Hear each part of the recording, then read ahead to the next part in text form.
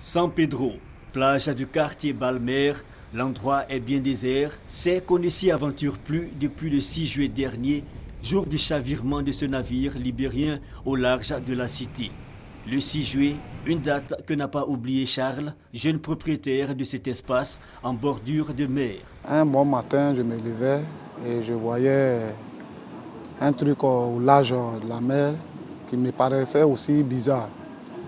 Et moi-même, j'ai commencé à me poser des questions. À 5h15, le navire Theodoros Maria Z, en provenance du port de Harpe au Libéria, a signalé son entrée au port de San Pedro. Les dispositions étaient en train d'être prises pour que les pilotes partent le chercher.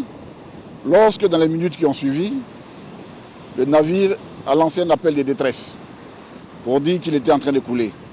Sur l'embarcation, ramenée plus près du bord par la poussée des vagues, il y avait une quinzaine de marins et une quinzaine de conteneurs pleins de latex DVA. Un seul marin y a laissé la vie et le latex récupéré en totalité. Par qui? Je suis venu au bord de la mer, j'ai vu qu'il y avait des conteneurs qui étaient déjà en bordure de l'eau. Donc il y avait même des gens qui étaient en train de ramasser des balles de VA. Chacun emportait, d'autres aussi ont été gardés.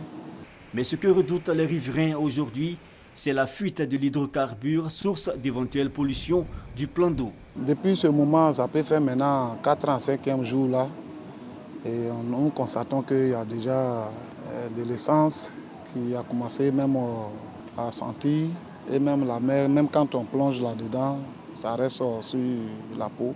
Une réalité que n'ignore pas la police maritime. Nous avons fait partir une équipe de plongeurs pour voir un peu s'il y a des fissures qui pourraient éventuellement laisser s'échapper le carburant.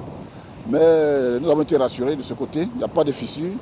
Les textes et prélèvements divers déjà effectués, une enquête technique sur les circonstances du drame a été menée et les résultats seront divulgués par des voies autorisées.